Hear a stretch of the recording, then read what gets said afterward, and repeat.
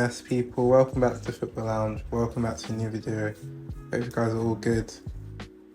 Chelsea vs Brentford. The Premier League is back. The international break is over.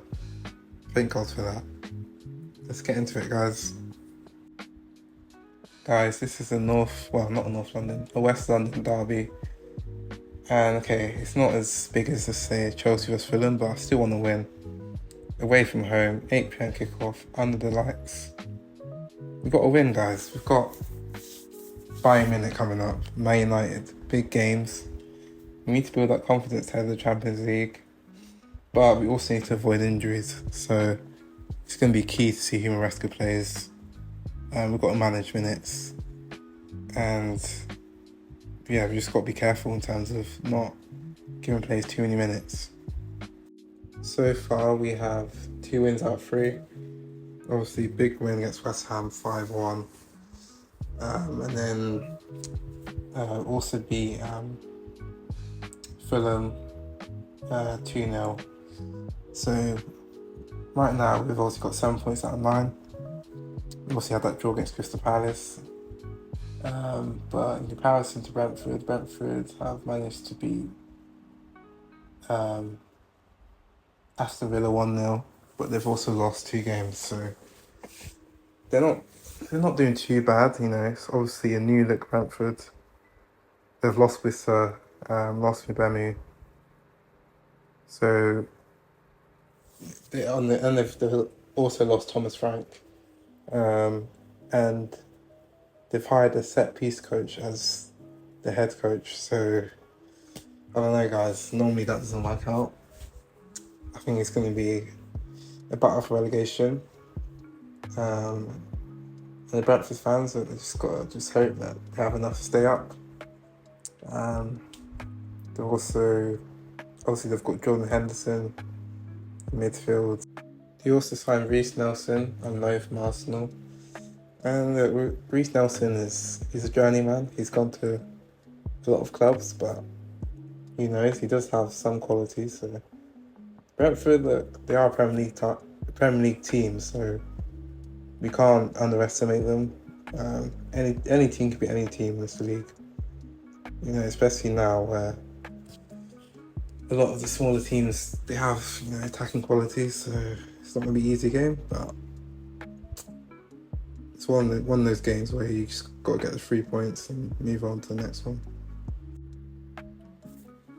So the transfer window is obviously closed now, so every club knows their squads, and obviously Garnacho, I don't know if he will be involved in this game. We'll have to see. He's been training, as well as Buonanotte, so they could be involved, especially with the injuries we have. And the injuries that we have, Palmer is still out. He should hopefully be back in time for the match against Bayern. The last out's probably November with a hamstring injury. Isugo is now out. Del Pedro obviously had that kind of injury or whatever in the international break, but hopefully he should be fit for this game. I think Casada has a knock, but he kind of has to play, so yeah, it's and obviously Cole is still out long term. So yeah, it's not easy. And how can I forget Mr. Lavio is still out? And it's easy to forget because this guy's played, I think, around 20 games for Chelsea in 3 seasons. He's never about, and as much as he is quality, what difference does it make if you're not on the pitch? So the only saving grace is that he's still young, but you know, Lavio's meant to be there in case Enzo and Casado can't play, but he's never fit, unfortunately. So yeah, that's another injury as well, but he's hopefully be back as well soon. But I say one critique that I have this season for Maresca is that he needs to kind of use the depth that we have in the team. Use players like Santos,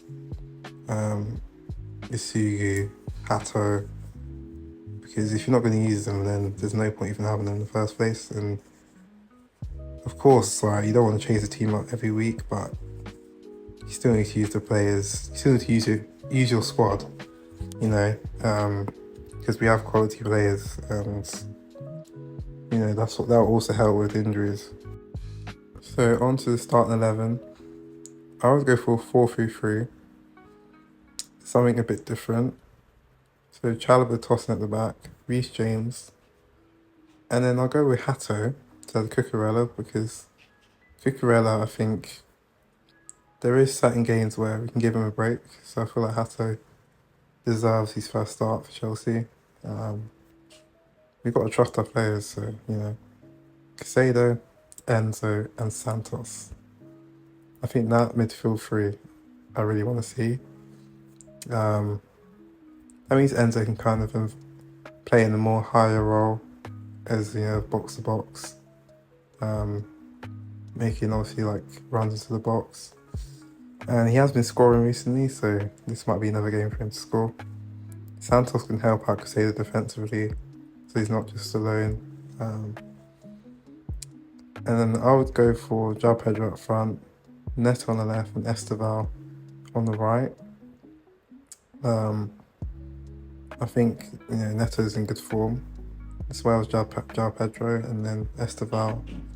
He's young, but he's proven himself, so he has to start for me. But I have a feeling Maresca is going to go for maybe Gittins again on the left, but I don't feel like Gittins needs time to develop, time to kind of settle into the league. Maybe Garnacho might play as well, and I don't know about Garnacho. Like, you've got to give him a chance, but maybe off the bench for me. Maybe Boniote might get a chance as well. Boniote. And then I feel like Cucurella might play, even though I feel like Hato deserves a chance. So yeah. Obviously Sanchez in goal. He didn't get a keeper, but he may get replaced next season for Mike Pendez, who's, you know, a really highly rated keeper. We also sent him on loan to Strasbourg, but next season he may come back and he may be in the number one. So that could be why we didn't sign a goalkeeper. And then in terms of defence, we also have Anselmino, who may come back as well from loan. So that may be why we didn't decide to sign players in those positions. So my score prediction is 3-1 to the Chelsea.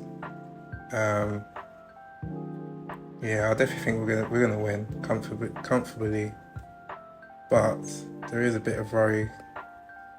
Kind of, I guess, built up from the past kind of 2 seasons, where this is kind of a game where we may lose, but I think now we also have a different team, so I'm not gonna say we'll lose this game, because I think we'll win.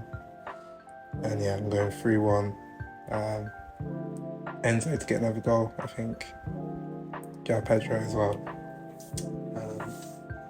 I'm hoping Esteval can get a goal as well. That would be really good for his confidence. I'm also expecting Neto to chip in with goals this season. I want 10 plus goals for Neto in the league this season. I think he's got to prove himself. He's been in good form, you know, in terms of getting assists, but just needs like more goals consistently from him. So yeah, go 3-1.